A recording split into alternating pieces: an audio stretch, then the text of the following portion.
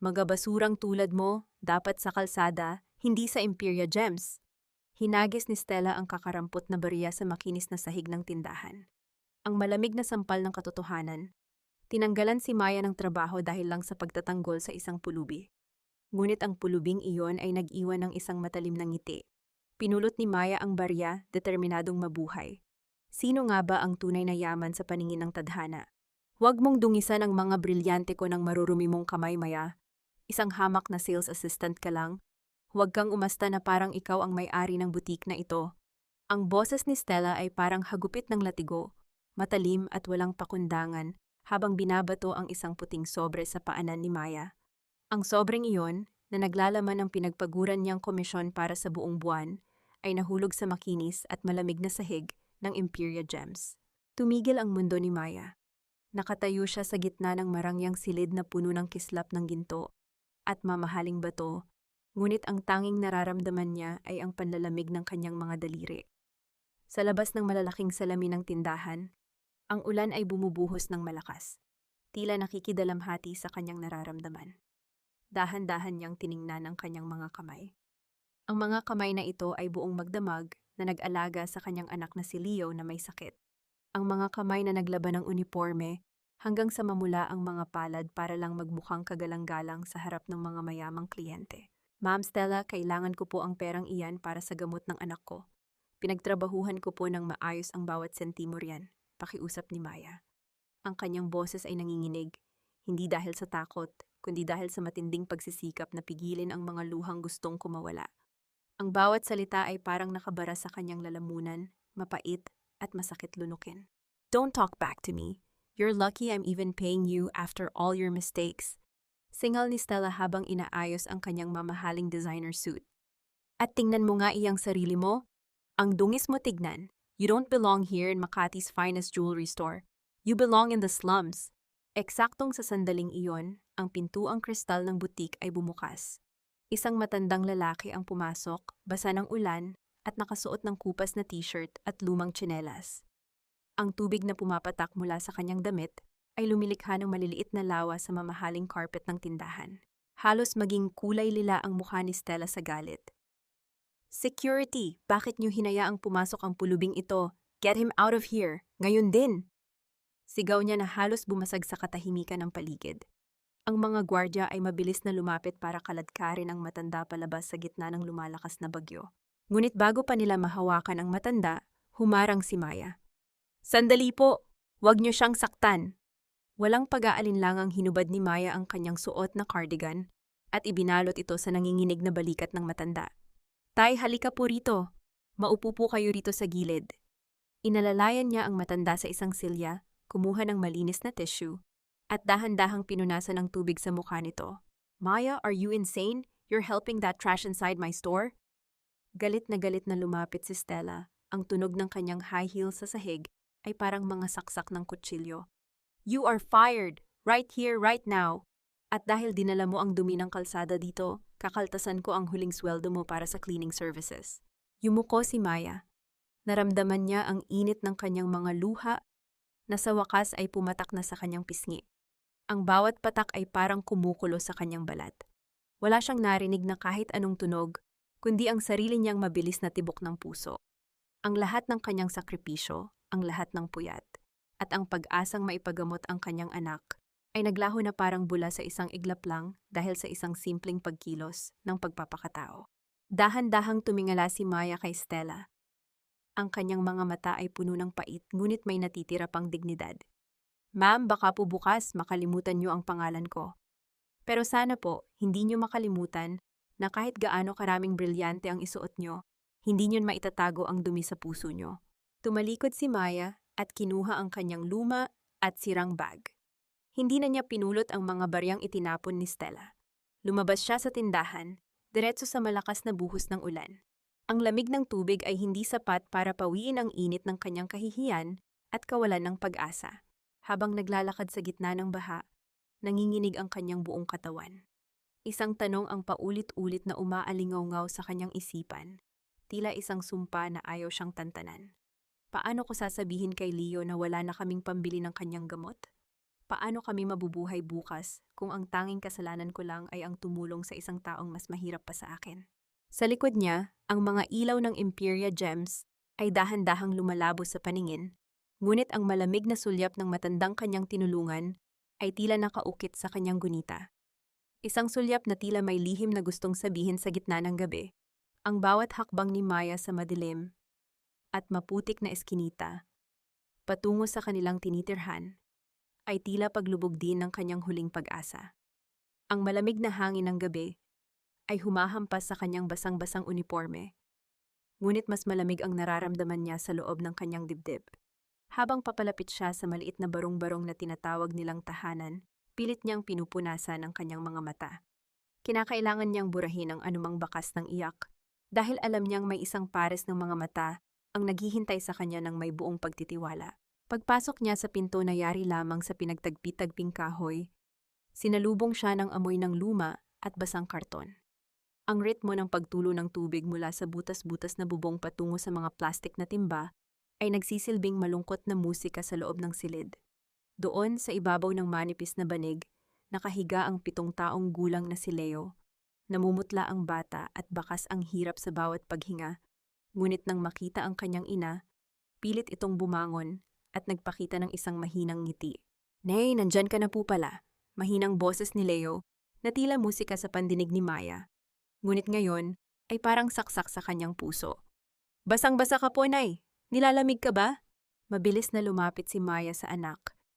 Pilit na itinatago ang panginginig ng kanyang mga kamay. "Hindi anak, ayos lang si nanay. Pasensya na at medyo ginabi ako ha. Marami lang kaming inayos sa tindahan." Kumuha siya ng tuyong tuwalya para punasan ang kanyang sarili, habang ang kanyang isipan ay nakatuon sa katotohanang wala na siyang babalikang trabaho bukas. Humawak si Leo sa laylayan ng damit ni Maya, ang kanyang mga mata ay nagniningning sa pag-asa. "Nay, nakuha mo na po ba ang bonus mo? Sabi mo po, pag nakuha mo yon, makakapag-opera na ako at hindi na ako mahihirapang huminga.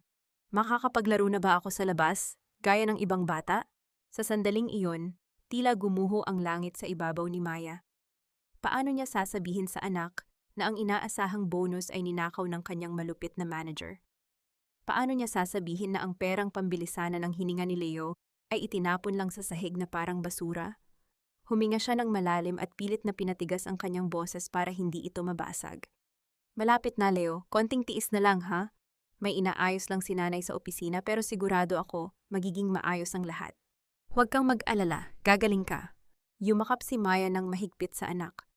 Ibinuon niya ang kanyang mukha sa balikat ni Leo, hinahayaan ang bawat hibla ng buhok ng bata na sumipsip sa mga luhang hindi na niya napigilan. Isang mainit na patak ng luha ang bumagsak sa likod ng leeg ni Leo, ngunit mabilis itong pinunasan ni Maya bago pa mahalata ng bata. "Mahal na mahal ka ni nanay, anak. Gagawin ko ang lahat, naririnig mo ba? Lahat." Ang katahimikan ng gabi ay biglang binasag ng isang malakas na kalampag sa kanilang pinto. Ang yanig ng kahoy ay nagpasinghap kay Leo sa takot.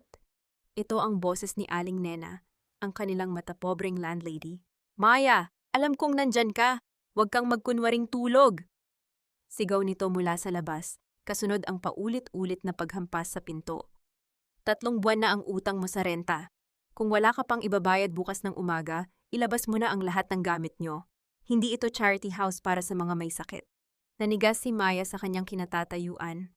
Naramdaman niya ang panginginig ni Leo sa kanyang mga bisig. Wala siyang nagawa kundi yakapin ang anak ng mas mahigpit, tila sinusubukang harangan ng mga masasakit na salitang tumatagos sa dingding. "Opo, Aling Nena, magbabayad po ako bukas. Pangako po." Mahinang sagot ni Maya na halos hindi marinig. Nang tumigil ang sigaw at lumayo ang mga yabag ni Aling Nena, naiwan ang mag-ina sa gitna ng kadiliman. Maya-maya, dahan-dahang tumayo si Maya para kunin ang kanyang bag. Binuksan niya ang maliit na pitaka. Doon, sa ilalim ng larawan ni Leo, ay may natitirang 50 piso. Isang papel na kulay asul, gusot-gusot at tila huling piraso ng kanyang buhay. 50 piso para sa renta, para sa pagkain, at para sa buhay ng kanyang anak. Sa kabilang dako ng kalye, malayo sa mga mata ni Maya, isang itim na sasakyan ang tahimik na nakaparada.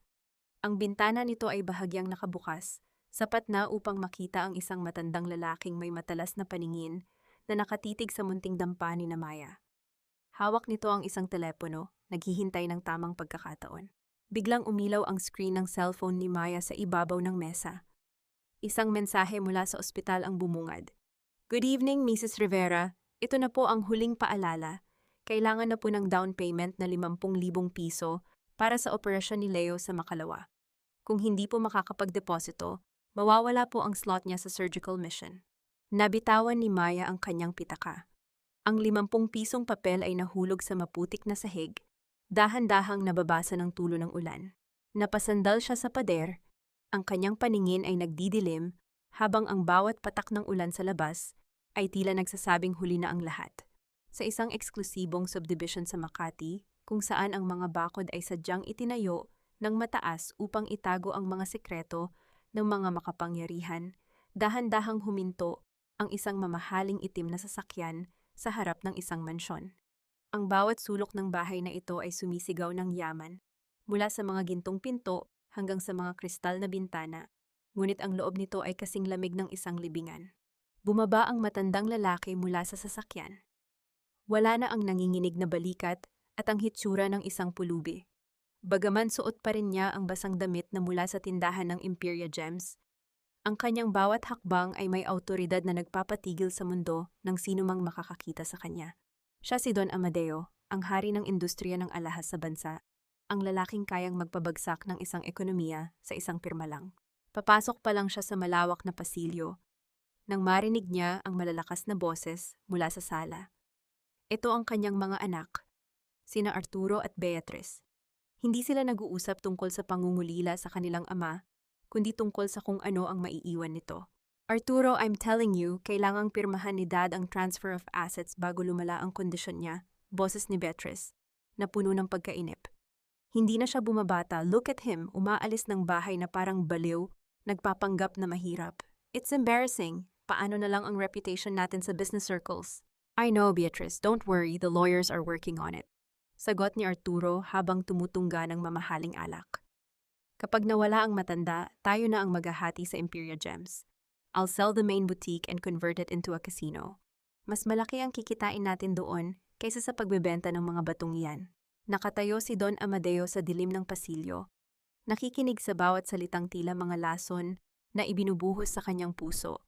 Ang mga anak na pinaglaanan niya ng buong buhay ay naghihintay na lamang sa kanyang huling hininga para paghati-hatian ang kanyang mga labi. Ramdam niya ang pagkirot sa kanyang dibdib, hindi dahil sa sakit sa puso, kundi dahil sa matinding pangungulila sa isang bagay na hindi nabibili ng salapi, ang tunay na pagmamahal. Dahan-dahan niyang inilabas mula sa kanyang bulsa ang isang pirasong tela. Ito ang cardigan na ibinalot sa kanya ni Maya kanina. Bagaman luma at may bahid ng mantsa, ito lamang ang tanging bagay sa loob ng mansyong iyon na nagbibigay sa kanya ng init. Naalala niya ang mukha ng dalaga. Ang mga mata nitong puno ng lungkot, ngunit hindi nawala ng dangal. Isang hamak na empleyado ang nagmalasakit sa kanya, habang ang sarili niyang dugo ay nagpaplano na sa kanyang kamatayan. Mateo, mahinang tawag ni Don Amadeo. Agad na sumulpot mula sa dilim ang kanyang pinagkakatiwalaang sekretarya. Yes, Don Amadeo. Kanina pa po naghihintay ang inyong mga anak sa sala, sagot ni Mateo. Hayaan mo silang maghintay doon hanggang sa tumigas ang kanilang mga tuhod. Malamig na utos ng matanda. Gusto kong malaman ang lahat tungkol sa dalawang tao. Si Stella ang manager ng Imperia Gems at si Maya ang empleyadong tinanggal niya kanina. Huwag kang mag-iiwan ng kahit anong detalye.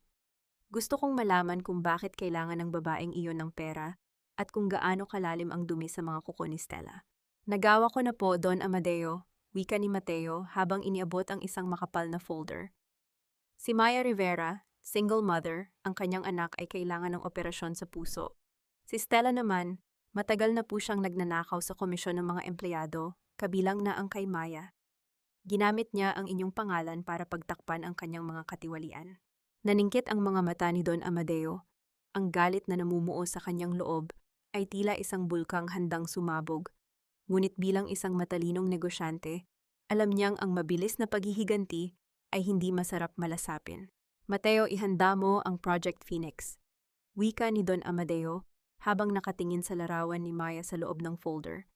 Gusto kong makita kung hanggang saan ang kayang tiisin ng dalagang ito. Huwag mo muna siyang tutulungan ng direkta. Hayaan nating ang tadhana ang maglaro. Gusto kong malaman kung ang gintong nakita ko sa kanyang puso ay tunay. O baka tulad din siya ng iba na nasisilaw sa kinang ng brilyante. Pero doon, naghihingalo na ang anak niya. Baka hindi na niya kayanin ang hirap.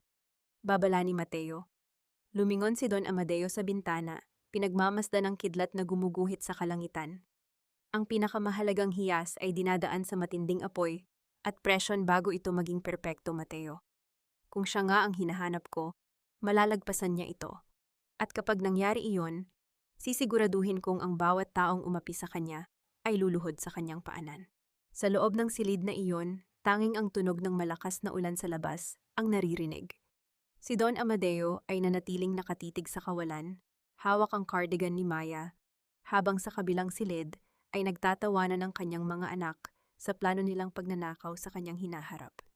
Hindi nila alam ang hari ay gising na at ang paniningil ay magsisimula na. Sumisikat na ang araw, ngunit para kay Maya, ang bawat sinag ng liwanag ay tila naglalantad lamang sa mas malalim na sugat ng kanyang buhay. Namamaga ang kanyang mga mata at masakit ang bawat kalamnan sa kanyang katawan, ngunit hindi siya pwedeng tumigil. Suot ang kanyang kaisa-isang maayos na blusa, nilakad niya ang kahabaan ng kalsada ng Makati, pilit na kumakatok sa bawat pintuan ng mga tindahan ng alahas. Pasensya na, Maya. Tumawag dito si Stella, sabi ng isang manager ng isang kilalang shop. Hindi man lang siya matingnan sa mata. Sabi niya, nagnakaw ka raw ng singsing. Hindi namin kayang kumuha ng taong may dumi sa record. Hindi po totoo yun. Pinagbintangan lang po niya ako dahil tinulungan ko ang isang matanda. Pakiusap ni Maya, ang kanyang boses ay halos magmakaawa. Kailangan ko lang po ng trabaho para sa anak ko. Ngunit ang pinto ay sumara sa harap ng kanyang mukha. Ang tunog ng pagkakandado ay tila huling hatol sa kanyang dangal. Paulit-ulit itong nangyari. Sa bawat tindahang pinupuntahan niya, ang lason ni Stella ay nauna na sa kanya. Ang kanyang pangalan na dati ay simbolo ng katapatan ay naging kasing kahulugan na ng isang magnanakaw sa buong industriya. Nang sumapit ang hapon, ang gutom at pagod ay unti-unti nang nanalaytay sa kanyang mga binti. Hindi siya pwedeng umuwi nang walang dala. Sa isang madilim na sulok ng kalsada, nakakita siya ng isang maliit at madungis na karinderya. Ang usok mula sa ulam ay humahalo sa alikabok ng mga sasakyan. Kailangan niyo po ba ng tagahugas ng plato o tagalinis ng sahig? Tanong ni Maya sa may-ari ng karinderya, isang babaeng may matalim na mukha na abala sa paghihiwa ng karne. Tiningnan siya ng babae mula ulo hanggang paa. Mukha kang hindi sanay sa maduming trabaho, Hija. Pero sige, dahil marami akong hugasin, 10 piso kada oras. Kung gusto mo, magsimula ka na. Walang pag-aalinlangang tinalian ni Maya ang kanyang buhok at isinuot ang isang lumang apron na punong-puno ng mantsa ng mantika. Ang kanyang mga kamay, na dati ay humahawak ng mga mamahaling brilyante at perlas, ay lubog na ngayon sa isang palanggana ng maruming tubig na may mga tira-tirang pagkain. Ang bawat plato ay tila kasing bigat ng kanyang mga problema, ngunit tiniis niya ang hapdi ng sabon sa kanyang mga sugat na daliri. Habang abala siya sa paglalampaso ng madulas na sahig, isang marangyang sasakyan ang huminto sa harap ng karinderya. Bumaba mula rito si Stella na tila sinasadyang dumaan sa lugar na iyon. Nakita niya si Maya na nakaluhod sa sahig. Pilit na binubura ang mantsa ng putik. "Oh, look who we have here!" Pangungot yan ni Stella habang tinatakpan ang kanyang ilong ng isang mamahaling panyo. Ang dating star seller ng Imperia Gems, ngayon ay reyna na ng mga basura. Bagay na bagay sa iyo ang amoy ng panis na pagkain, Maya. Hindi kumibo si Maya. Pinagpatuloy niya ang pagpupunas kahit nararamdaman niya ang panginginig ng kanyang balikat. "Wait, I think I dropped something," sabi ni Stella sabay sadyang ibinagsak ang kanyang baso ng iced coffee sa tapat mismo ng kamay ni Maya. Ang malamig at malagkit na likido ay humalsik sa muka at damit ni Maya, humahalo sa kanyang pawis.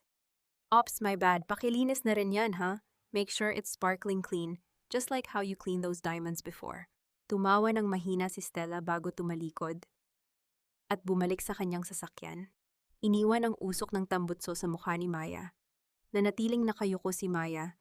Ang kanyang mga luha ay pumatak sa malagkit na kape sa sahig. Ngunit sa halip na sumuko, mas hinigpitan niya ang hawak sa basahan. Bawat kuskus niya sa sahig ay tila kuskus din sa kanyang galit na unti-unting nagiging bakal sa loob ng kanyang dibdib. Nang matapos ang araw, iniabot sa kanya ng may-ari ang kakarampot na kinita niya, 40 piso. Ito lang muna, malakas ang bawas mo dahil nabasag mo ang isang baso kanina, sabi ng babae bago siya tinalikuran. Habang naglalakad pa uwi sa ilalim ng malamig na hangin, isinuksok ni Maya ang pera sa kanyang bulsa. Iyon na lang ang pag-asa niya para maibili ng kahit isang latang gatas ang kanyang anak. Ngunit nang dumukot siya sa kanyang bulsa pagdating sa isang madilim na eskinita, nanlamig ang kanyang buong katawan. May butas ang kanyang bulsa. Ang perang pinaghirapan niya ng buong araw, ang perang ipinagpalit niya sa kanyang dangal, ay wala na. Napasandal si Maya sa pader, dahan-dahang napaupo sa matigas na semento. Ang bawat tunog ng kuliglig sa paligid ay tila nanunukso sa kanyang kamalasan. Wala na siyang kahit isang sentimo. Wala siyang may uuwi kay Leo. Ang kadiliman ng gabi ay tila tuluyan na siyang nilamon. At sa gitna ng kanyang pag-iisa, narinig niya ang sarili niyang mahinang hikbi na unti-unting naging isang tahimik na sigaw ng desperasyon. Ang bawat sandali ng pagkapa ni Maya sa kanyang bulsa ay tila isang walang katapusang pagbagsak sa isang madilim na bangin. Ang mga kuko niya ay puno na ng putik habang hinahalukay ang bawat sulok ng basang semento, ngunit ang 40 pisong pinagtrabahuhan niya ng buong araw ay tila nilamon na ng lupa. Ang kanyang hininga ay naging mabilis, humahalo sa malamig na hamog ng gabi, hanggang sa marinig niya ang isang mahinang daing mula sa kadiliman ng eskinita. Sa ilalim ng isang pundidong ilaw, nakita ni Maya ang isang pamilyar na anino. Ang matandang lalaking tinulungan niya sa Imperia Gems ay naroon, nakasandal sa mga plastic na bag ng basura.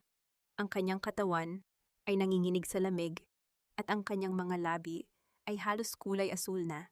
Sa kabila ng sariling desperasyon, naramdaman ni Maya ang isang pamilyar na kirot sa kanyang puso. Ang galit niya sa mundo ay biglang napalitan ng habag. Mabilis siyang lumapit at muling kinapa ang kanyang backpack. Sa pinakailalim ng isang maliit na bulsa, naramdaman niya ang malamig na metal, 7 piso. Iyon na lamang ang natira sa kanya, mga barya na sadyang itinago niya para sa emergency. Hindi na siya nag-isip pa. Tumakbo siya patungo sa kanto kung saan may isang maliit na panaderiya na nagsasara na. Ang amoy ng bagong lutong tinapay ay sumalubong sa kanya, isang bango na tila nanunukso sa kumakalam niyang sikmura. Isang malaking pandesal po, iyong mainit pa, sabi ni Maya habang inilalapag ang 7 piso sa counter. Ang mainit na tinapay na binalot sa papel ay tila nagbigay ng panandaliang buhay sa kanyang naninigas na mga daliri. Bumalik siya sa eskinita at dahan-dahang naupo sa tabi ng matanda. Kain po kayo, tay. Mainit pa ito. Makakatulong ito para mabawasan ang ginaw nyo, wika ni Maya habang pinipira-piraso ang tinapay. Ibinigay niya ang mas malaking bahagi sa matanda, habang ang maliit na bahagi ay itinabi niya para sa kanyang sarili. Tiningnan siya ni Don Amadeo, na nagpapanggap pa ring pulubi, nang may pagtataka. Bakit, Hija? Bakit mo ako binibigyan? Nakita ko ang hitsura mo kanina. Alam kong nawalan ka ng pera. Alam kong kailangan mo rin ito. Tanong ng matanda. Ang kanyang boses ay tila isang bulong na puno ng malalim na kahulugan. Ngumiti ng mapait si Maya, ang kanyang mga mata ay nagniningning sa ilalim ng anino. Dahil alam ko ang pakiramdam ng walang-wala, tay. Mas masakit po ang magutom ng nag-iisa kaysa sa magutom ng may kasama. Kahit ganito lang po ang maibibigay ko, kahit papaano ay gumaan ang pakiramdam ko na may nagawa akong tama sa gitna ng lahat ng mali sa buhay ko. Dahan-dahang nginuya ni Don Amadeo ang tinapay. Sa bawat kagat, nararamdaman niya ang katapatan na hindi niya nakita sa kanyang sariling mga anak. Ang simpleng pandesal na ito ay mas masarap pa sa pinakamahal na steak sa Paris, dahil ito ay luto sa pagmamahal at sakripisyo. Habang abala si Maya sa pag-aayos ng kanyang gamit, linitaw ni Don Amadeo ang isang maliit na barya mula sa kanyang lihim na bulsa, isang gintong barya na may tatak ng Imperia, at dahan-dahang inihulog ito sa loob ng backpack ni Maya nang hindi nito napapansin. Salamat, Maya. Tandaan mo, ang dilim ng gabi ay laging sinusundan ng liwanag. Wika ng matanda. Ngunit ang katahimikan ng kanilang pag-uusap ay biglang nawasak. Ang malakas na tunog ng cellphone ni Maya ay umalingaw-ngaw sa eskinita. Ang bawat ring ay tila isang babala ng kamatayan. Nang makita ang pangalan ng ospital, Naramdaman ni Maya ang pagtigil ng kanyang dugo. Hello? Opo, si Maya po ito. Ano po, si Leo? Ang boses ni Maya ay naging isang matinis na sigaw ng takot. Papunta na po ako, parang awa niyo na, huwag niyo siyang pababayaan. Huwag po. Binitawan ni Maya ang kanyang tinapay sa putikan. Hindi na niya nalingon ang matanda habang kumaripas siya nang takbo palabas ng eskinita. Ang kanyang mga paa ay humahampas sa baha nang walang pakialam. Sa kabilang linya, ang boses ng nurse ay malamig at puno ng pagmamadali. Mrs. Rivera, nag-seizure po ang anak niyo. Kailangan na po siyang ipasok sa ICU ngayon din. Pero kailangan niyo munang ayusin ang billing sa baba. Hindi na po kami makakapaghintay. Napatigil si Maya sa gitna ng kalsada. Napapaligiran ng mga sasakyang bumubusina. Ngunit wala siyang naririnig kundi ang sarili niyang boses na humihiling ng himala sa langit na tila nananatiling bingi. Ang bawat hakbang ni Maya sa makintab at malamig na sahig ng ospital ay tila pagtakbo sa ibabaw ng mga bubog. Ang amoy ng gamot at disinfectant ay sumasakal sa kanyang hininga, habang ang bawat tunog ng monitor sa loob ng emergency room ay parang isang matalim na orasan na nagbibilang ng nalalabing sandali ng buhay ni Leo. Pagdating niya sa tapat ng ICU, hinarang siya ng isang nurse na may hawak na makapal na clipboard. Mrs. Rivera, hindi po namin maiakyat si Leo sa operating room hanggat walang pirmadong clearance mula sa billing, sabi ng nurse. Ang boses nito ay tuyot at walang emosyon. 50,000 po ang kailangang ideposito ngayon din. Naghahanda na ang mga doktor, pero kailangan po nating sumunod sa protocol. Ma'am, parang awa niyo na po. Wala po akong pera ngayon pero mangungutang po ako. Huwag niyo lang pong hayaang mamatay ang anak ko. Halos lumuhod si Maya sa gitna ng pasilyo. Ang kanyang mga kamay ay nanginginig. Pilit na humahawak sa braso ng nurse na tila ito ang kanyang huling sandigan. Look at this pathetic scene. Ang aga-aga, may gumagawa ng drama sa hospital. Isang boses na puno ng pait at panunuya ang bumasag sa desperasyon ni Maya. Dahan-dahang lumingon si Maya at nakita si Stella na nakatayo sa dulo ng pasilyo. Nakasuot ito ng mamahaling salamin sa mata at may dalang isang designer bag. Tila isang reynang napadpad sa gitna ng mga dukha. Naroon siya para sa kanyang regular na VIP check-up, ngunit tila mas masarap sa kanyang pandinig ang boses ng umiiyak na si Maya. Stella! Bulong ni Maya, ang kanyang galit ay unti-unting humahalo sa kanyang takot. Lumapit si Stella, ang tunog ng kanyang mamahaling sapatos ay umaalingaw-ngaw sa tahimik na hallway. Tingnan mo ang ginawa mo sa anak mo, Maya. Kung naging masunurin ka lang sana sa akin, kung hindi ka lang sana nagmagaling noong araw na yon, sana may pambayad ka ngayon. Ikaw ang pumatay sa pagkakataon ni Leo na mabuhay. It's all your fault. Ang bawat salita ni Stella ay parang mga karayom na ibinabaon sa puso ni Maya, gaslighting sa pinakamataas na antas. Naramdaman ni Maya ang pag-ikot ng kanyang mundo. Ang bigat ng paninisi ni Stella ay mas masakit pa kaysa sa kawalan ng pera. Biglang may inilabas si Stella na isang pirasong papel mula sa kanyang bag. Isang dokumento na may opisyal na header ng Imperia Gems. I can pay for everything, Maya. Ang operasyon, ang gamot, pati ang paglipat sa kanya sa isang private suite. All 50,000 and more. Tumingala si Maya, isang kislap ng pag-asa, ang dumaan sa kanyang mga mata. Ngunit agad itong napawi nang mabasa niya ang nakasulat sa papel. Ito ay isang sinumpaang salaysay na nag-aamin na si Maya ay sadyang nagnakaw ng isang brilyanteng kwintas at humihingi ng patawad kay Stella. Sign this and Leo lives. Malamig na wika ni Stella habang iniabot ang isang gintong ballpen. Aminin mo na ikaw ang nagnakaw. Pirmahan mo na isa kang kriminal. Kapalit niyan, ililigtas ko ang anak mo. Simple, di ba? Nanginginig ang mga daliri ni Maya habang hinahawakan ang ballpen. Tumingin siya sa pintuan ng ICU kung saan naroon ang kanyang anak na naghihingalo. Pagkatapos ay tumingin siya sa papel na kikitil sa kanyang dangal habang buhay. Nararamdaman niya ang init ng titig ni Stella, ang ngiti ng demonyo na naghihintay sa kanyang pagkatalo. Inisip ni Maya ang kinabukasan ni Leo. Paano kung lumaki ang bata na ang tingin sa kanyang ina ay isang magnanakaw? Isang matinding katahimikan ang namayani. Naririnig ni Maya ang sarili niyang mabilis na paghinga. Ang kanyang mga kuko ay bumaon sa kanyang mga palad hanggang sa mamula ang mga ito. Biglang, binitiwan ni Maya ang ballpen. Bumagsak ito sa sahig, ang tunog nito ay tila isang hatol ng kalayaan. Hindi, mahinang sabi ni Maya, ngunit puno ng paninindigan. Hindi ko dudungisan ang pangalan ko para sa perang galing sa kasamaan mo, Stella. Mamatay man kaming mahirap, hindi ako magiging magnanakaw para lang sa kasiyahan mo. Naniniwala ako na hindi kami pababayaan ng Diyos. You stupid woman! Sigaw ni Stella. Ang kanyang mukha ay naging kasing pangit ng kanyang ugali. Sige, panoorin mong mamatay ang anak mo. Let's see if your dignity can pay for a coffin.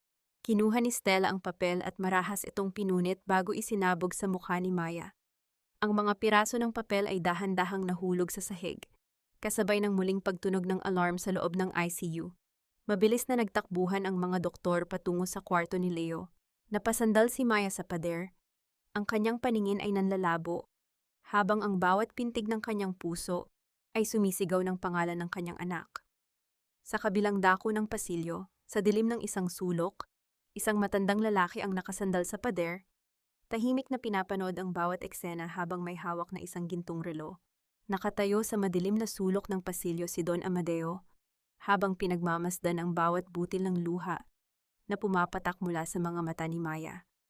Ang kanyang mga kamao ay nakakuyom ng matindi hanggang sa mamuti ang kanyang mga kasukasuan. Ang galit na nararamdaman niya ay hindi lamang para kay Stella, kundi para sa isang sistemang kumikitil sa dangal ng mga taong walang ibang hangad, kundi ang mabuhay ng tapat.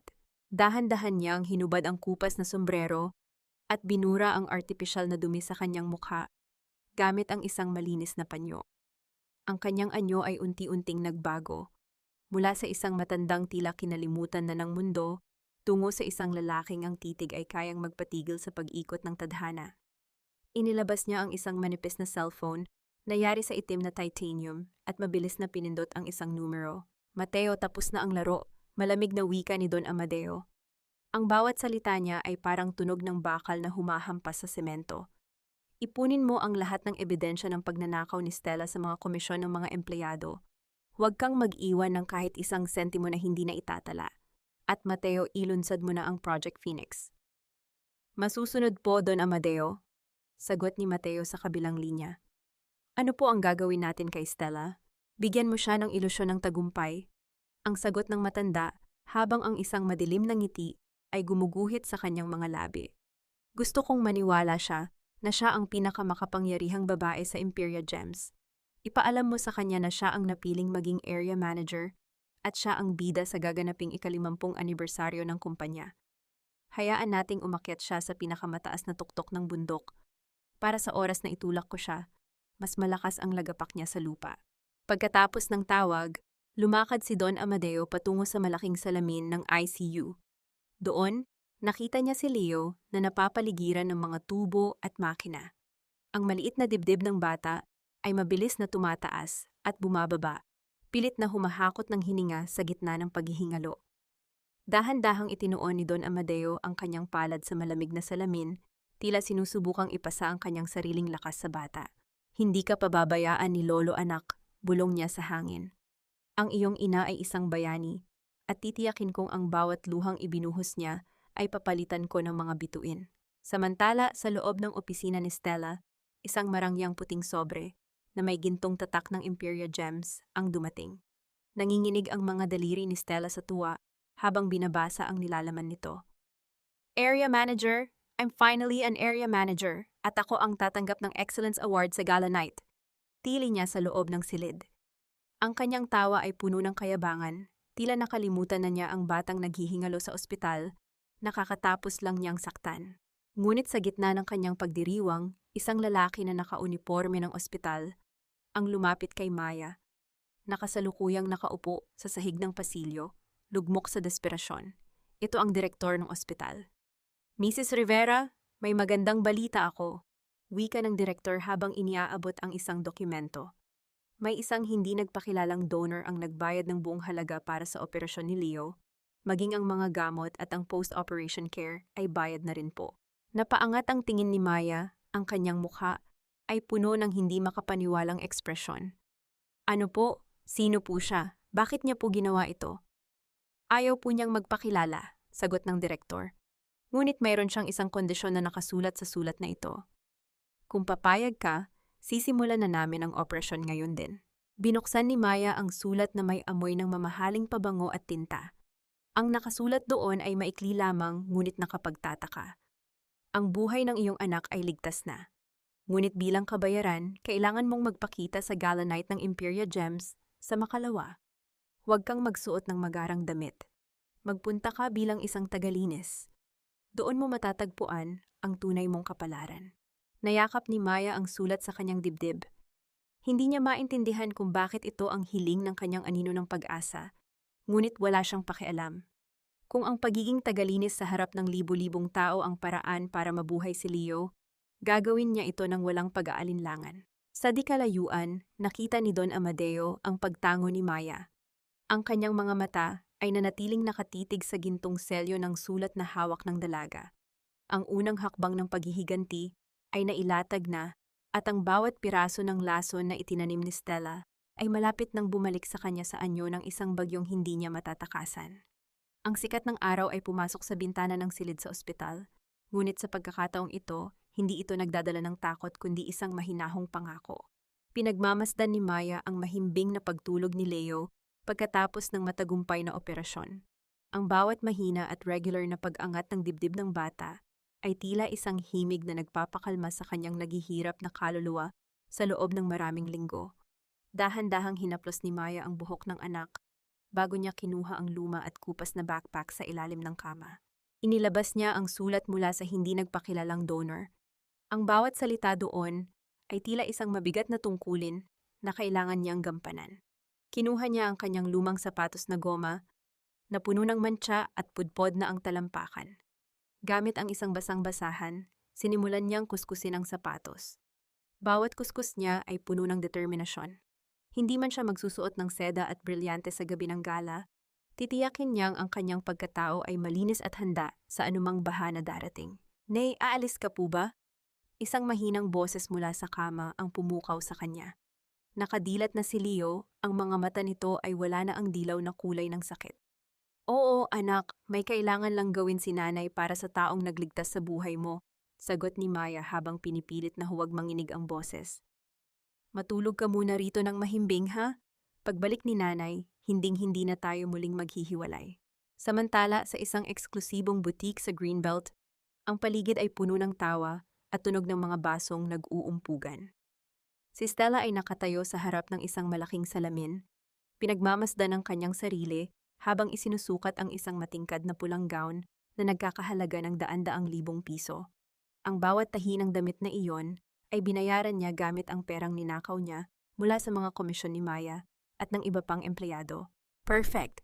This dress screams power," wika ni Stella habang sinusuri ang bawat anggulo ng kanyang mukha. "Bukas kapag natanggap ko na ang award bilang Excellence Manager, wala nang makakapigil sa akin. Lahat ng basurang humaharang sa daan ko, kabilang na ang madaradras na Maya na iyon, ay tuluyan ng mabubura sa mapa." Tinitigan ni Stella ang kanyang sariling refleksyon at sa isang sandali, tila nakita niya ang mukha ng matandang pulubi na pinalayas niya noong isang gabi. Ngunit mabilis niya itong ipinagpag sa kanyang isipan. Isang baliw na matanda. Ano naman ang magagawa niya sa isang tulad ko? Bulong niya sa sarili bago tuluyang kumali sa salamin nang may kasamang mapang-uyam na tawa. Sa mansyon ng mga Rivera, ang suasana ay hindi rin payapa. Nakatayo si Don Amadeo sa harap ng kanyang malawak na bintana, suot na ang kanyang pinakamahal na itim na vest. Ang bawat butones nito ay yari sa onyx, kasing dilim ng kanyang balak sa gabing iyon. Pumasok sina Arturo at Beatrice sa kanyang silid, ang kanilang mga mukha ay puno ng peking pag-alala habang may hawak silang mga dokumento. "Dad, you look great today. Baka naman pwedeng pirmahan mo na itong extension ng credit lines para sa mga bagong investment namin." Panunuyo ni Arturo, ang kanyang mga kamay, ay tila nanggigigil na makuha ang ballpen ng ama. Dahan-dahang lumingon si Don Amadeo. Ang kanyang mga mata, na dati ay tila malabo dahil sa pagpapanggap, ngayon ay kasing talim na ng mga agila. "Gusto niyo ba talagang malaman kung anong pirma ang ibibigay ko sa inyo ngayong gabi?" Ang kanyang boses ay tila isang banta na nagpatahimik sa buong silid. "Dad, what do you mean?" tanong ni Beatrice na biglang kinabahan. "Ito ang huling pagkakataon na makikita niyo ang mukha ko bilang isang may sakit at mahinang matanda." Malamig na tugon ni Don Amadeo. "Ngayong gabi, malalaman niyo kung sino talaga ang tunay na nagmamay-ari ng Imperia Gems. At Arturo, Beatrice, ihanda niyo ang inyong mga maleta.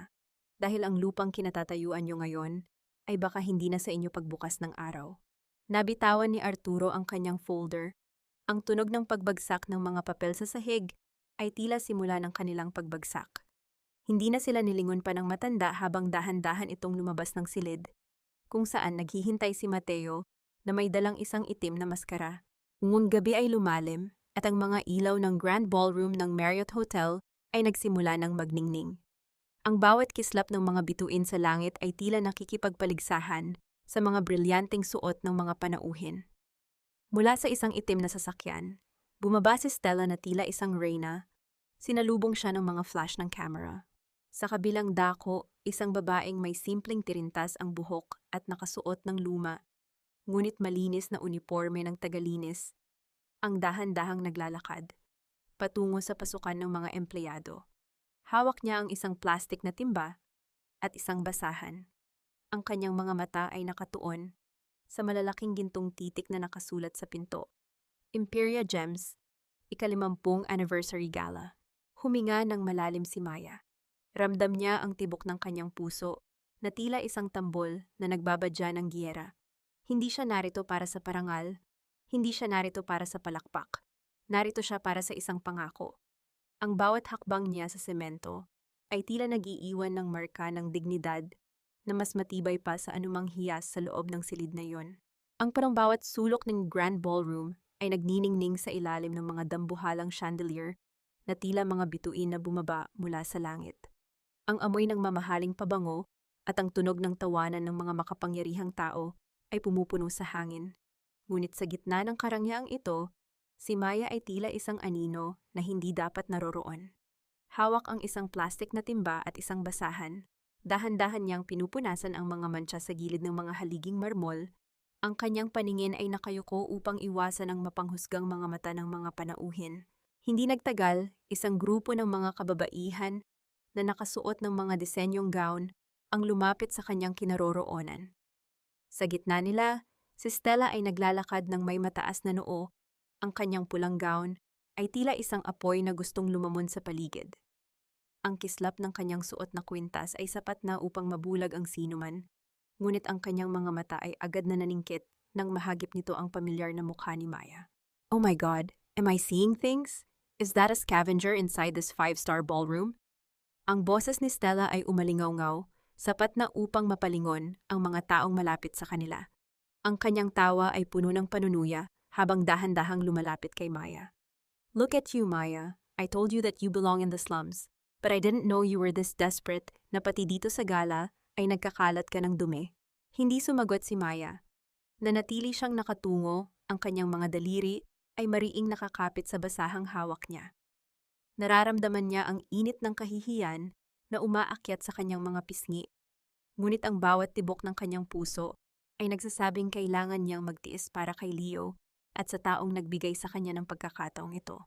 What's the matter? Naka-move on ka na ba sa pagiging magnanakaw kaya ngayon naman ay naging tagalinis ka na? Patuloy ni Stella habang ang mga kasama niya ay nagsimulang magbulungan at maghagikikan. You don't deserve to breathe the same air as us. Nakakasira ka ng view. Sa gitna ng kanyang pang-iinsulto, sadyang binitawan ni Stella ang hawak niyang baso ng mamahaling pulang alak. Ang kristal na baso ay dahan-dahang nagkadurog-durog sa sahig, at ang mapulang likido ay tumalsik sa lumang uniforme at sapatos ni Maya, tila isang sariwang sugat na kumalat sa maputing carpet. Oops! Look what you've done, Maya! You're so clumsy! Sigaw ni Stella habang ang kanyang mukha ay nagpapakita ng isang mapaglarong ngiti. Dahil nandyan ka na rin lang naman, why don't you do your job? Clean it, now! Dahan-dahang lumapit si Stella, ang dulo ng kanyang mamahaling sapatos na namnam ng mga kristal ay tumapak sa gitna ng basang carpet, direkta sa tapat ng mukha ni Maya. At dahil napaka-special ng gabi na ito, I want you to show some respect. Lumuhod ka at punasan mo ang sapatos ko gamit ang mga kamay mo. Baka sakaling maawa ako at bigyan kita ng barya para sa susunod na check-up ng anak mo. Naramdaman ni Maya ang panlalabo ng kanyang paningin dahil sa mga luhang pilit niyang pinipigil. Ang bawat salita ni Stella ay parang mga saksak sa kanyang dangal. Inisip niya si Leo, ang operasyong nagligtas dito, at ang pangakong binitiwan niya sa hindi nagpakilalang donor. Ramdam niya ang titig ng daan-daang tao na nakapaligid sa kanila. Ang bawat bulong ay tila mga hatol na nagsasabing siya ay walang halaga. Dahan-dahan, ang mga tuhod ni Maya ay nagsimulang bumaba. Ang kanyang puso ay nadudurog sa bawat sentimetro ng kanyang pagbaba patungo sa sahig. Isang matinding pait ang lumasa sa kanyang dila, habang ang kanyang mga kamay ay nanginginig na abutin ang basahang nakababad sa pulang alak. Ang kanyang dangal ay tila isang manipis na sinulid na malapit ng maputol. Ngunit bago pa tuluyang tumama ang kanyang mga tuhod sa malamig na sahig, ang buong Grand Ballroom ay biglang nabalot ng katahimikan. Ang musika ay biglang tumigil, at ang lahat ng ilaw ay namatay. Maliban sa isang malakas na spotlight na tumama sa gitna ng entablado, isang tinig ang biglang umalingaw-ngaw sa buong sistema ng mga speaker, isang boses na malalim, puno ng kapangyarihan, at tila nanggagaling sa kailaliman ng isang nagngangalit na karagatan. Tumayo ka, anak! Hindi ka isinilang para lumuhod sa harap ng mga taong ang tanging yaman ay ang kanilang mga kasinunggalingan. Napatigil si Maya. Ang lahat ng tao sa loob ng ballroom ay napatingala sa pinagmumulan ng boses. Si Stella ay napaatras, ang kanyang mukha ay biglang nawalan ng kulay, habang ang spotlight ay dahan-dahang lumipat mula sa entablado patungo sa itaas ng malawak na hagdanan, kung saan isang anino ang unti-unting nagiging malinaw sa gitna ng kadiliman. Ang lahat ng mga mata sa Grand Ballroom ay nakapako sa itaas ng hagdanan. Ang bawat tibok ng puso ay tila nakikipag-unahan sa tunog ng mabibigat at determinadong mga hakbang na bumababa sa marmol na sahig. Sa gitna ng nakakasilaw na liwanag ng spotlight, lumitaw ang isang anyo na tila nanggaling sa isang sinaunang kwento ng mga hari. Wala na ang gusot-gusot na damit at ang amoy ng ulan. Si Don Amadeo ay nakasuot ng isang tuksedong gawa sa pinakamahal na telang seda, ang kanyang buhok ay maayos na nakasuklay pabalik, at ang bawat linya sa kanyang mukha ay nagpapakita ng isang awtoridad na hindi matatanggihan. Ang kanyang titig ay kasing talim ng mga brilyanteng ipinagmamalaki ng Imperia Gems, ngunit ang lamig na nagmumula sa kanyang mga mata ay sapat na upang mapatigil ang dugo ng sinumang makakasalubong niya. Si Stella ay napatigagal. Ang kanyang bibig ay bahagyang nakabuka, habang ang kanyang mga kamay ay nanginginig sa gilid ng kanyang pulang gown. So Sir, Don Amadeo? Bulong niya, ang kanyang boses ay halos hindi lumabas sa kanyang lalamunan. Pilit niyang inayos ang kanyang mukha, sinusubukang ibalik ang kanyang mapanlinlang na ngiti, iniisip na baka ito na ang sandali ng kanyang pag-akyat sa kapangyarihan. Welcome po, Chairman. Kanina pa po namin kayo hinihintay. I was just teaching this clumsy cleaner a lesson. Hindi siya nilingon ni Don Amadeo. Tuloy-tuloy ang matandang lalaki sa pagbaba. Ang kanyang bawat hakbang ay tila isang hatol na nagpapayanig sa pundasyon ng ballroom. Nilagpasan niya si Stella na parang isang hanging walang halaga at dumiretso sa tapat ni Maya, nakasalukuyan pa ring nakayuko at puno ng mantsa ng alak ang damit. Dahan-dahang inilahad ni Don Amadeo ang kanyang kamay. Ang kanyang mga daliri ay hindi nag-aalinlangan habang hinahawakan niya ang nanginginig na braso ni Maya para tulungan itong tumayo. Sabi ko sa iyo, huwag kang luluhod. Ang kanyang boses ay malambot, ngunit may lalim na yumanig sa kaluluwa ni Maya. Napaangat ang tingin ni Maya. Ang kanyang mga mata ay nanlaki nang makita ang pamilyar na mukha sa harap niya. Ang mga mata ng matandang binigyan niya ng pandesal, ang mga matang lalaking pinunasan niya ng mukha sa gitna ng bagyo, ay narito ngayon sa harap niya. Nagpapakita ng isang kislap na higit pa sa yaman ng mundo. Kayo po, ang matanda sa tindahan? Bulong ni Maya, ang kanyang tinig ay nanginginig sa pagkalito at gulat. Lumingon si Don Amadeo kay Stella. Ang kanyang mukha ay biglang naging kasing tigas ng bato. Ang hangin sa paligid nila ay tila naging kasing lamig ng yelo sa loob ng isang segundo. Chairman, I didn't know you were there that night. Mabilis na sabi ni Stella, ang kanyang boses ay nagiging matinis sa takot. Nagawa ko lang po iyon para protektahan ang reputasyon ng kumpanya nyo. Ang babaeng ito, si Maya, nagnakaw po siya. At ang matandang iyon, kayo po pala iyon, akala ko po ay istorbo lang sa negosyo. Istorbo? Pag-uulit ni Don Amadeo, ang kanyang boses ay sadyang ibinaba, ngunit bawat salita ay tumatagos sa katahimikan ng silid. Ako ang basurang pinatapon mo sa labas ng aking sariling kumpanya, Stella. Ako ang taong tinawag mong walang halaga, habang ang babaeng ito na tinatrato mong alipin ay ibinigay sa akin ang tanging bagay na mayroon siya, ang kanyang malasakit. Napaatras si Stella, ang kanyang mga takong ay sumabit sa carpet at halos mawalan siya ng balanse. Ang mga panauhin sa paligid ay nagsimulang magbulungan, ang mga sulyap ng pangungutya ay lumipat mula kay Maya patungo kay Stella. Ang Excellence Award na inaasahan niyang matanggap ay tila naglaho na parang usok. Mateo! Sigaw ni Don Amadeo nang hindi inaalis ang tingin kay Stella. Mabilis na lumapit si Mateo mula sa likuran, may hawak na isang remote control para sa malalaking screen na nakapaligid sa ballroom. Yes, Chairman, sagot ni Mateo. Ngayong gabi, hindi tayo magdiriwang ng tagumpay ng kumpanya, wika ni Don Amadeo habang itinuturo ang mga dambuhalang screen. Ngayong gabi, ipapakita natin kung ano ang tunay na kulay ng mga taong pinagkatiwalaan nating magdala ng pangalan ng Imperya. Stella, tignan mo ng mabuti ang screen. Dahil ito ang huling pagkakataon na makikita mo ang iyong sarili na nakatayo ng may karangalan. Isang tunog ng paghudyat ang narinig mula sa mga speaker, at ang mga screen ay biglang umilaw. Ang lahat ng tao sa loob ng ballroom ay napahinga nang malalim nang lumabas ang unang imahe. Isang malinaw na video mula sa CCTV ng Imperia Gems noong gabing iyon, kung saan kitang-kita ang bawat pagmura at pananakit ni Stella kay Maya at sa matandang pulubi. Ang bawat sulyap ng mga panauhin ay nakapako sa malalaking screen na nakapalibot sa Grand Ballroom. Ang tunog ng paghinga ng mga tao ay tila tumigil habang pinapanood ang bawat segundo ng kalupitan ni Stella. Malinaw na malinaw ang video, ang kanyang mukhang puno ng puot, ang paghagis niya ng mga barya sa sahig, at ang marahas na pagtulak sa matandang pulubi na walang iba kundi ang chairman ng kumpanya. Ang boses ni Stella sa video, na puno ng pangungutya at kawalan ng respeto, ay umaalingaw sa buong silid, tila isang paulit-ulit na sampal sa kanyang sariling mukha. Hindi!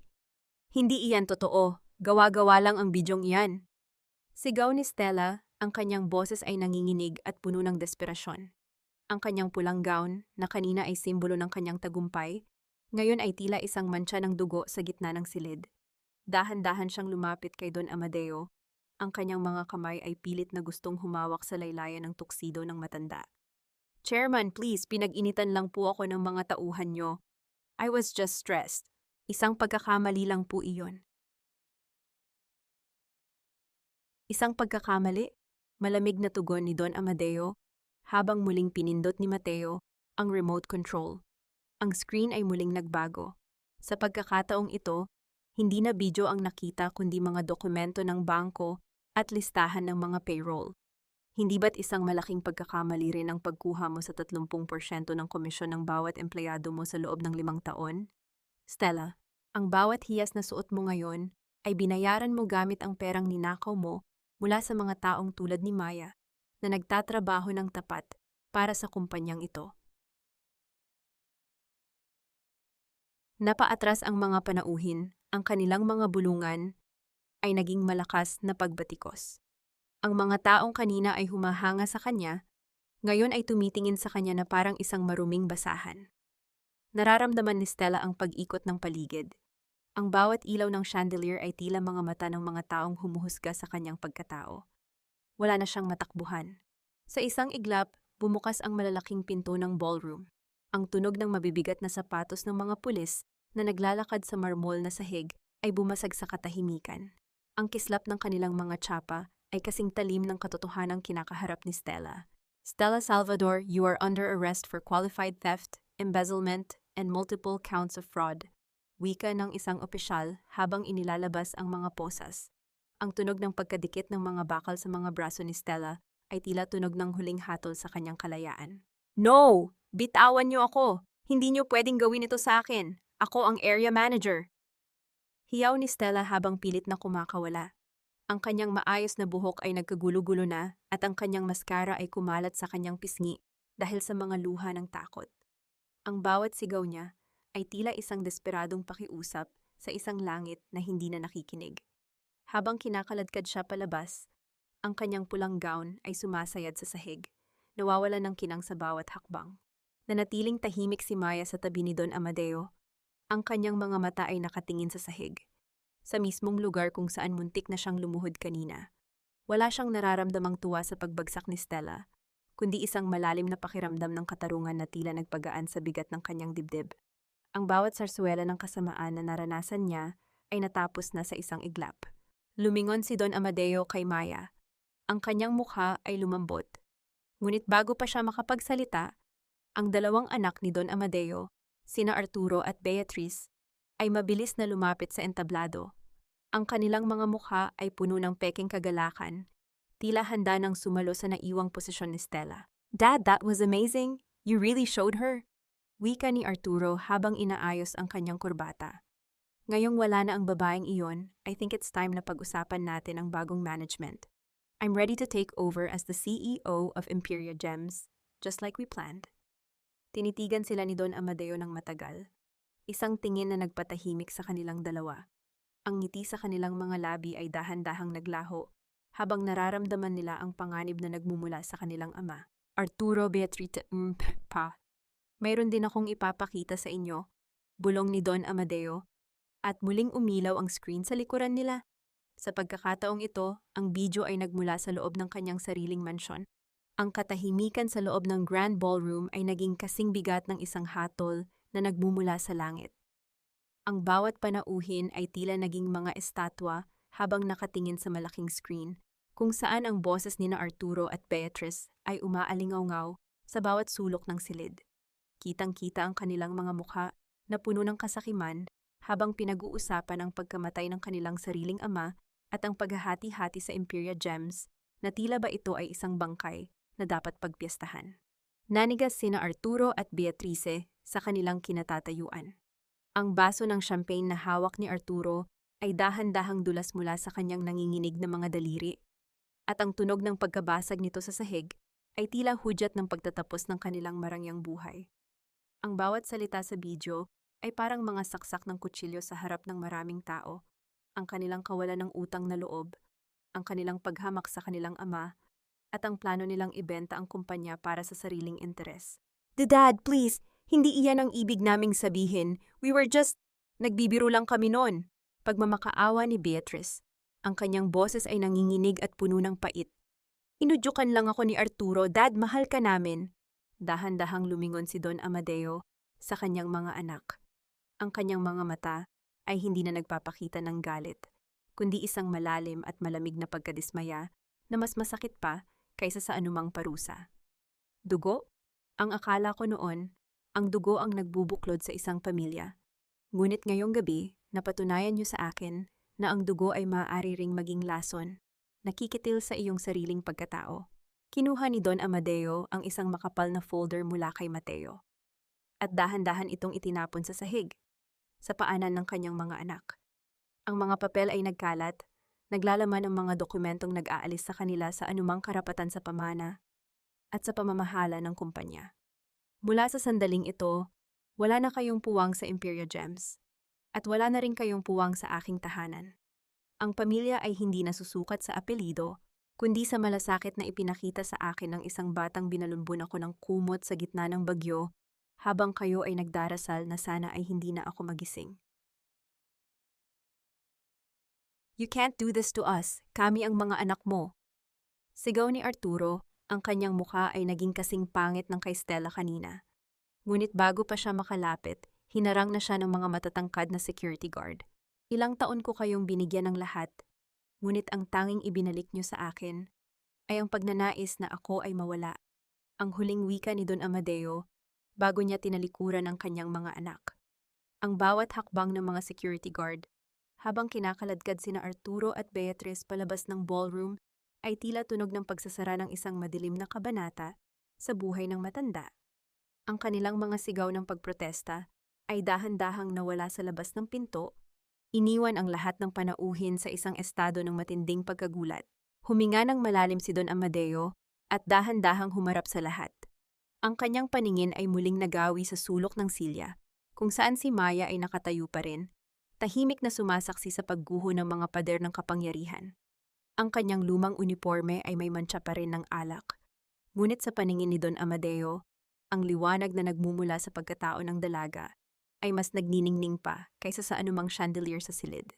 Nilapitan ni Don Amadeo si Maya sa gitna ng katahimikan ng lahat. Ang bawat hakbang niya sa carpet ay tila paglapit sa isang bagong pag-asa. Tumigil siya sa tapat ng dalaga na ang mga mata ay puno pa rin ng hindi makapaniwalang ekspresyon. Ang lahat ng tao sa ballroom ay nakatitig sa kanila, naghihintay kung ano ang susunod na gagawin ng hari ng Imperia Gems sa hamak na tagalinis na ito. Ang katahimikan sa loob ng Grand Ballroom ay tila isang banal na sandali habang inaakay ni Don Amadeo si Maya patungo sa gitna ng entablado. Ang bawat hakbang ni Maya sa malambot na carpet ay tila paglalakad sa ulap, habang ang bawat ilaw ng spotlight ay nakatutok sa kanyang maduming uniforme na ngayon ay tila naging isang baluti ng karangalan. Naririnig ni Maya ang sarili niyang mabilis na paghinga, ang bawat pintig ng kanyang puso ay sumisigaw ng pangalan ni Leo. Mga kaibigan, mga kasama sa industriya, ang boses ni Don Amadeo ay gumaralgal ng bahagya. Hindi dahil sa katandaan, kundi dahil sa matinding emosyon. Sa loob ng 50 taon, ang Imperia Gems ay nagbenta ng mga pinakamahal na bato sa mundo. Ngunit ngayong gabi, napagtanto ko na ang pinakamahalagang hiyas ay hindi matatagpuan sa ilalim ng lupa. Hindi ito nabubuo sa loob ng libu-libong taon sa ilalim ng bundok. Dahan-dahang humarap ang matanda kay Maya. Ang kanyang mga mata ay nagniningning sa ilalim ng mga ilaw. Ang tunay na brilyante ay nabubuo sa gitna ng matinding hirap at pasakit, ngunit nananatiling tapat at nagniningning ang kalooban. Ang babaeng ito, na tinawag niyong tagalinis at magnanakaw, ay siyang nagbigay sa akin ng liwanag nang ang sarili kong dugo ay nagdilim ang paningin dahil sa kasakiman. Chairman, hindi ko po deserve ang lahat ng ito. Bulong ni Maya, ang kanyang boses ay halos hindi marinig. Gusto ko lang po talagang makatulong. Isang hamak na empleyado lang po ako, isang tagalinis. Hindi na ngayon, Maya, tugon ni Don Amadeo. Mula sa gabing ito, ang Imperia Gems ay magkakaroon ng bagong direksyon. At ang direksyong iyon ay pamumunuan ng isang taong may puso para sa mga maliliit. Isang taong hindi nakakalimot sa utang na loob at dignidad. Isang mabilis na senyas ang ibinigay ni Don Amadeo kay Mateo. Mula sa likuran, inilabas ni Mateo ang isang maliit na kahon na yari sa pulang pelus. Ang bawat tao sa ballroom ay napahinga nang malalim nang buksan ito ni Don Amadeo. Sa loob ay naroon ang isang antigong tramkayao o brooch na yari sa pinakamalinis na puting ginto at nabaon sa isang dambuhalang asul na brilyante. Ito ang Heart of Imperia, ang kaisa-isang hiyas na hindi kailanman ibinenta ng pamilya Rivera. Ito ang alaala ng aking yumaong asawa, wika ni Don Amadeo habang dahan-dahang kinukuha ang tramkayao. Sabi niya noon, ang alahas na ito ay para lamang sa babaeng may pinakamalinis na puso sa buong mundo. Sa loob ng maraming taon, itinago ko ito dahil wala akong nakitang karapat-dapat hanggang sa makilala kita. Sa harap ng libu-libong panauhin, dahan-dahang lumapit si Don Amadeo kay Maya. Gamit ang kanyang nanginginig ngunit determinadong mga kamay, maingat niyang ikinabit ang asul na brilyante sa kaliwang bahagi ng lumang uniforme ni Maya, sa tapat mismo ng kanyang puso. Ang kislap ng brilyante ay humalo sa mantsa ng alak, tila isang simbolo ng tagumpay ng kabutihan, laban sa lahat ng uri ng dumi ng mundo. Maya Rivera, itinatatag kita bilang bagong Chief Executive Officer ng Imperia Gems. Ang boses ni Don Amadeo ay umalingaw, puno ng pagmamalaki. At higit pa riyan, sa harap ng lahat ng saksing ito, nais kong malaman nyo na hindi na siya nag-iisa. Mula sa araw na ito, tinatanggap ko si Maya bilang aking kaisa-isang tagapagmana at mahal na anak. Napatakip si Maya ng kanyang bibig. Ang mga luha na kanina pa niya pinipigil ay tuluyan ng bumuhos ng walang humpay. Hindi niya mapaniwalaan na ang isang gabi ng pagtitiis ay hahantong sa isang buhay ng kasaganaan. Ngunit higit sa yaman, ang naramdaman niyang yakap ni Don Amadeo ay ang yakap ng isang ama na matagal na niyang hinahanap. Isang ama na nakikita ang kanyang tunay na halaga. Salamat po, tatay, nanginginig na sabi ni Maya, at ang salitang iyon ay tila musika na nagpagaling sa sugatang puso ni Don Amadeo. Ang buong ballroom ay biglang nabalot ng malakas na palakpakan. Ang mga taong kanina ay nandidiri kay Maya ngayon ay nakatayo at nagbibigay pugay sa bagong reyna ng Imperia. Ngunit sa gitna ng lahat ng ingay at kislap, ang isip ni Maya ay mabilis na lumipad patungo sa silid ng ospital, kung saan naghihintay ang kanyang tunay na kayamanan. Hindi na hinintay ni Maya na matapos ang huling tugtog sa ballroom. Hawak ang laylayan ng kanyang uniforme, mabilis siyang tumakbo palabas ng hotel, hindi pinapansin ang mga batingaw ng mga sasakyan at ang kislap ng mga ilaw sa paligid. Ang tanging nasa isip niya ay ang mukha ng kanyang anak. Sa bawat pag-ikot ng gulong ng sasakyang ipinadala ni Don Amadeo para sa kanya, tila binibilang niya ang bawat segundong pagkakalayo nila ni Leo. Pagdating sa ospital, ang katahimikan ng pasilyo ay tila isang mainit na yakap. Dahan-dahan niyang binuksan ang pinto ng silid. Ang tanging tunog na naririnig ay ang mahinang pagugong ng aircon at ang banayad na paghinga ng bata. Nakita ni Maya si Leo, mahimbing na natutulog. Ang kanyang balat ay mayroon ng malusog na kulay at wala na ang bakas ng hirap. Naupo si Maya sa gilid ng kama. Sa ilalim ng malamlam na ilaw ng silid, ang asul na brilyante sa kanyang dibdib ay nagbibigay ng isang mahiwagang kislap. Ngunit para kay Maya, ang mas mahalagang liwanag ay ang bawat pag-angat ng maliit na balikat ng kanyang anak. Dahan-dahan niyang hinaplos ang pisngi ni Leo, ang kanyang mga luha ay muling pumatak. Ngunit sa pagkakataong ito ay mga luha ng wagas na pasasalamat. Nay, ikaw ba yan? Isang mahinang ungol ang nagmula kay Leo. Dahan-dahan itong nagmulat ng mata at ngumiti nang makita ang ina. Ang ganda mo po, Nay. Para kang reyna.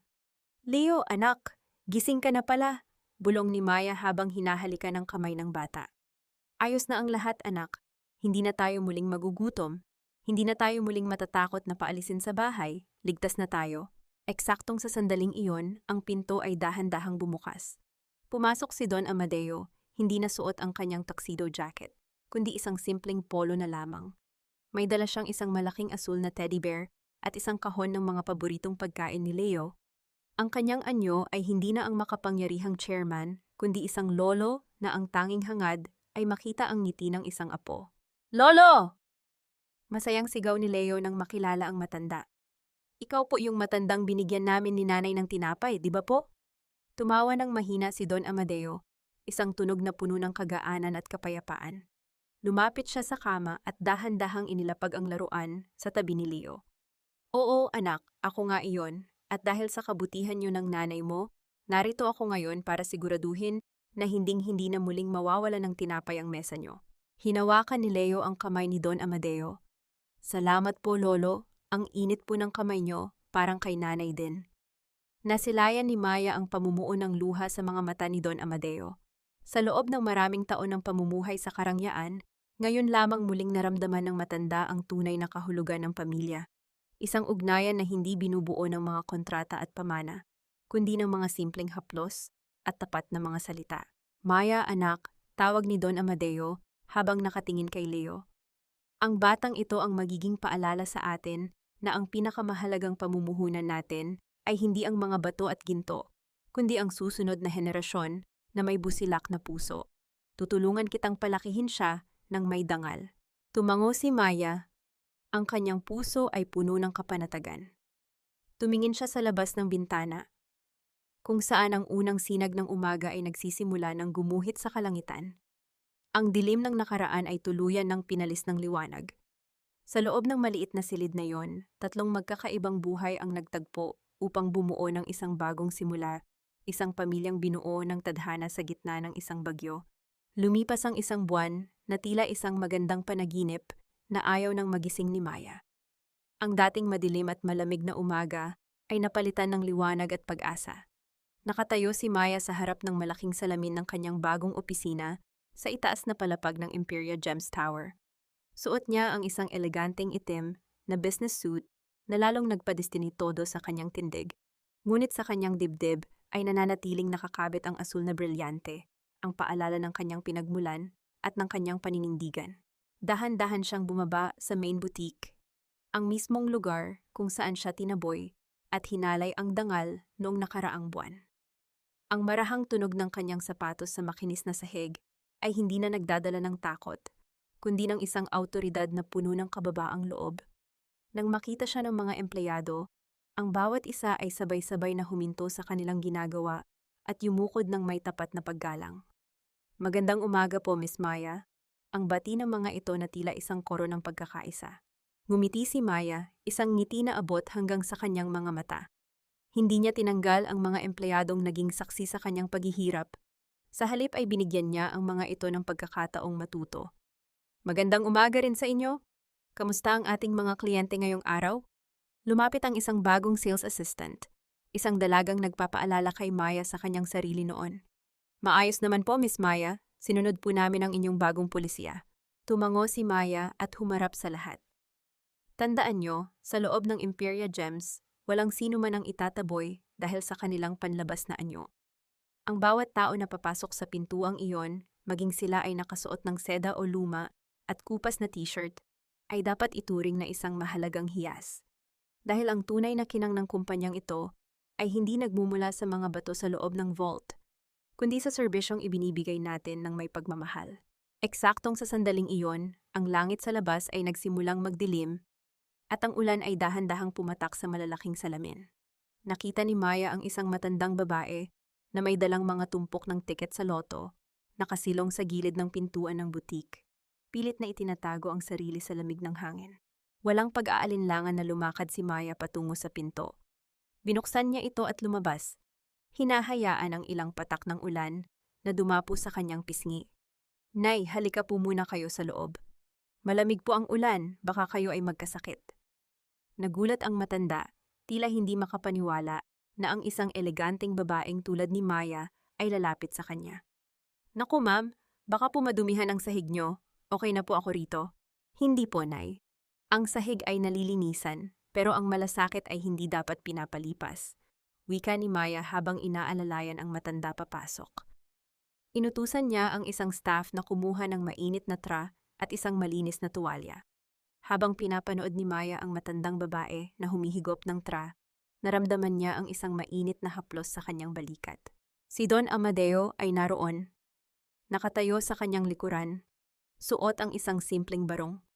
Ang kanyang mga mata ay puno ng paghanga, habang pinagmamasdan ng kanyang anak. Ipinagmamalaki kita, Maya. Ngayong araw na patunayan mo na ikaw ang pinakamahalagang hiyas na nahanap ko sa buong buhay ko. Yumakap si Maya sa kanyang ama, habang sa kabilang dako ng butik ay tanaw niya si Leo na karga-karga ni Mateo. Masayang pinagmamasdan ang mga makukulay na bato sa loob ng mga display case. Ang huling kislap ng araw sa gitna ng ulan ay tumama sa asul na brilyante sa kanyang dibdib. Tila isang pangako na ang kabutihan ay hinding-hindi muling mababalot ng dilim. Ang kwento ng kanyang paghihirap ay natapos na, at ang kabanata ng kanyang tunay na tagumpay ay nagsisimula pa lamang. Isang taon ang mabilis na lumipas, tila isang agos ng ilog na dahan-dahang humuhugas sa mga sugat ng nakaraan. Sa loob ng kulungan ng mga babae sa Mandaluyong, nakaupo si Stella sa isang malamig na sementadong sahig. Wala na ang kanyang pulang gown, wala na ang kislap ng mga brilyanteng kanyang ninakaw. Ang kanyang mga kamay, na dati ay mapang-api, ngayon ay magaspang na dahil sa paggawa ng mga basahan sa loob ng pitan. Sa tuwing naririnig niya ang tunog ng pagbubukas ng bakal na pintuan, umaasa siyang may dadalaw sa kanya, ngunit ang tanging sumasalubong sa kanya ay ang katahimikan ng kanyang sariling pagsisisi.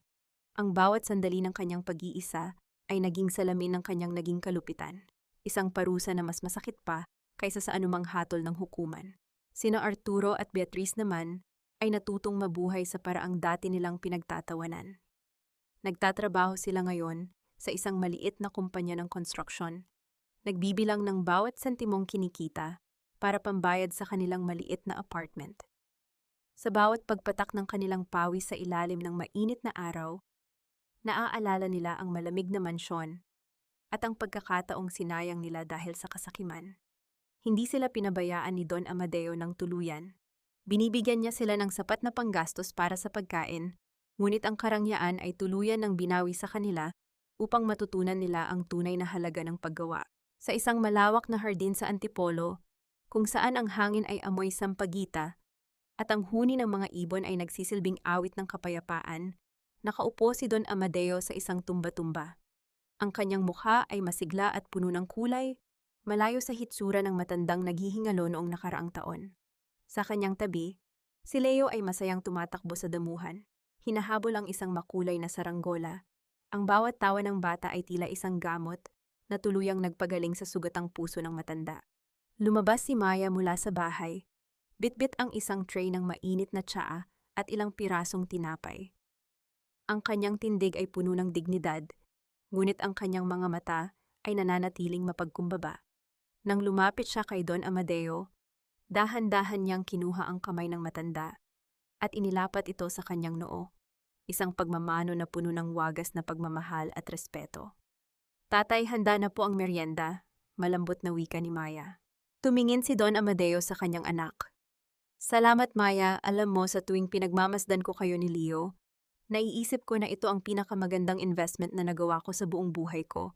Hindi ang Imperia Gems, kundi ang pamilyang ito. Ngumiti si Maya at tumingin sa papalubog na araw. Napagtanto niya na ang kapatawaran ay hindi nangangahulugang pagkalimot sa sakit, kundi ang pagpili na huwag nang hayaang diktahan ng galit ang iyong kinabukasan. Natagpuan na niya ang kanyang kapayapaan. Isang kapayapaan na hindi nakasalalay sa balanse ng kanyang bangko, kundi sa higpit ng yakap ng kanyang anak at sa tiwala ng kanyang ama. Anong aral na iniwan ng mga kanilang kwento ay malinaw. Ang bawat tao ay tila isang hilaw na bato. Maaaring ito ay balot ng putik, may mga lamat, at tila walang halaga sa paningin ng mapanghusgang mundo. Ngunit sa ilalim ng tamang kalinga, sa gitna ng apoy ng pagsubok at sa pamamagitan ng isang pusong puno ng malasakit, ang bawat putik ay maaaring mabalatuhan upang ilantad ang isang brilyanteng hinding-hindi magmamaliw ang kinang. Ang tunay na yaman ay hindi nasusukat sa laki ng iyong bahay o sa mahal ng iyong alahas, kundi sa kung gaano kalinis ang iyong konsensya kapag ang lahat ng ilaw ay pundi na at ang gabi ay dumating na. Sa huling sulyap ni Maya sa asul na brilyante sa kanyang dibdib, nakita niya rito ang refleksyon ng kanyang sariling kaluluwa, matatag, tapat, at higit sa lahat, marunong magmahal. Ang kanilang kwento ay isang paalala na ang tadhana ay hindi isang pagkakataon, kundi isang bunga ng bawat munting kabutihan na itinatanim natin sa gitna ng baha at bagyo ng buhay.